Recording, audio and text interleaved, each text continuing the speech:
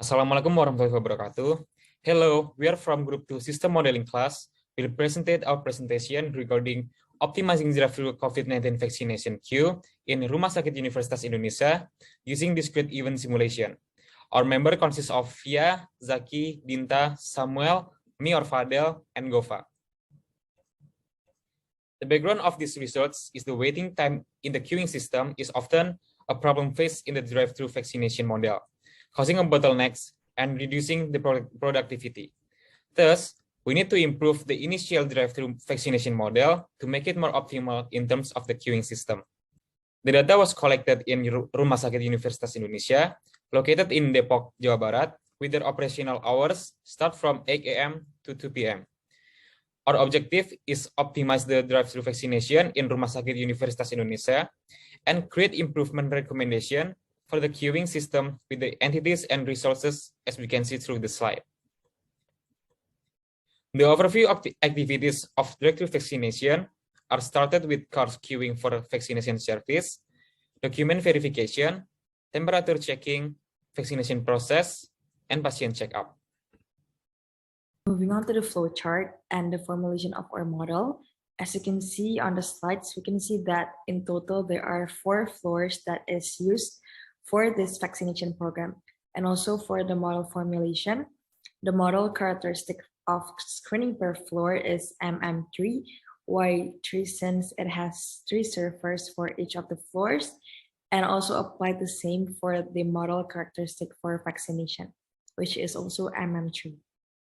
And here are the 2 dimensions of our model visualization.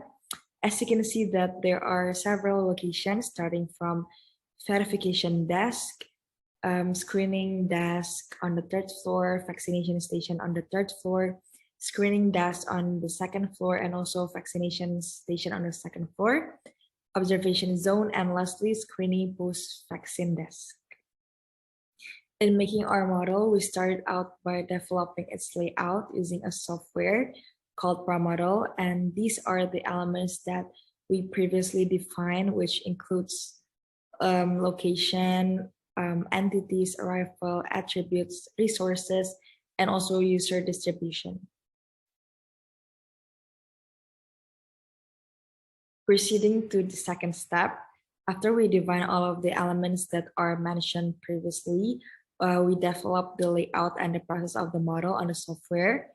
And as you can see on the slide, these are the visualization on the 1st floor of the vaccination location.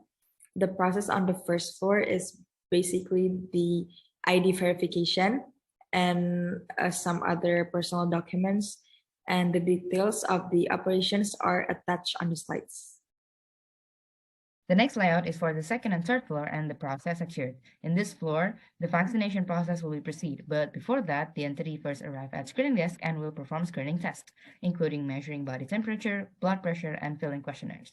Eventually, if they met the requirements of vaccination, they will immediately receive their shot. The process done in ProModel is depicted below the detailed process here. There are available 2 floors for the screening and vaccination process to prevent bottlenecks and idle time. Last one is the 4th floor, where the vaccine receivers will wait for 15 minutes in the area available for observation. After that, they will proceed to the last screening desk to conduct final checking. If they show no weird symptoms post-vaccination, they are eligible to leave the vaccination site. Otherwise, they will receive immediate treatment or they will be escorted to the nearest help station. The process occurred in the ProModel is also depicted here below the detailed process. So here's the provided raw data, where the construction of the model begins by mapping out the arrival rate and analyzing its distribution.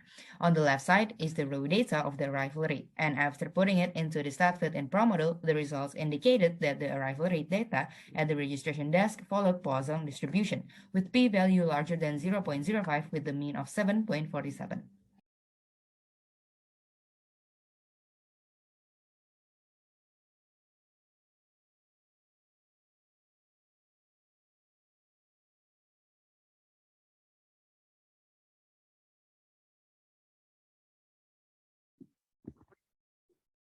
Okay, so after previously we have gotten a glimpse of the raw data, we would like to know the current system statistic.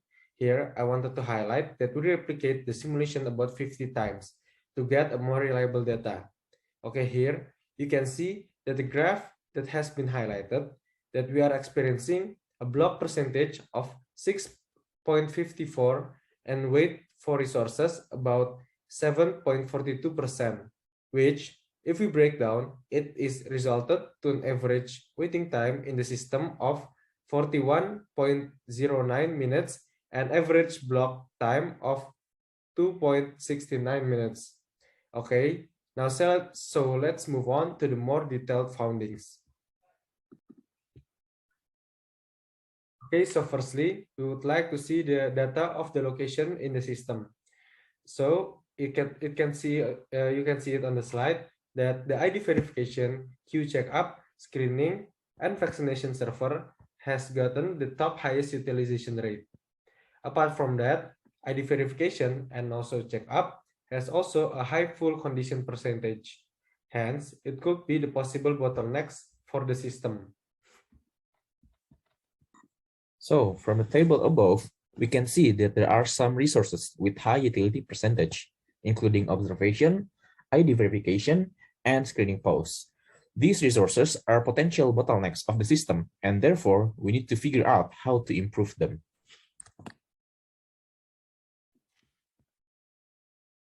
Okay, now as we summarize the problems previously, we can conclude that we are experiencing a high utilization and full condition percentage, potential block percentage, and potential improved average waiting time in the system.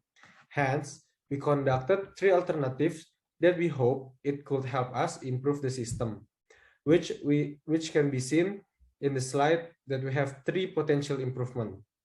So let's move on to see a more in-depth presentation of the improvements. So the first possible improvement is by adding an additional 1 personnel in ID verification. From doing so in Pro model, we get a 4.46% reduction in time the entity got blocked and a 1.87% improvement in average time spent in the system. Then the second possible improvement is to add an additional 1 personnel for the vaccine and screening location.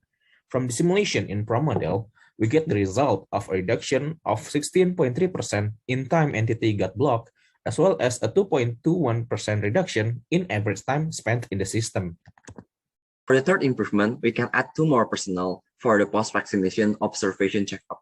So we'll have 4 stations in total. By doing so, we can decrease the total time span in the system by 6.9%, or from 41 minutes to only 38 minutes. You can furthermore decrease the time in the system by implementing all 3 improvements. By doing this, the average time span will be reduced by 11.9%, or from 41 minutes to only 36 minutes. To conclude, we recommend RSUI to implement all 3 improvements to get the maximum time reduction. But in the condition of limited resources, we suggest that RSUI can focus on the third improvement, that is adding the personnel on the post-vaccination checkup. That is all from our presentation. Thank you for listening.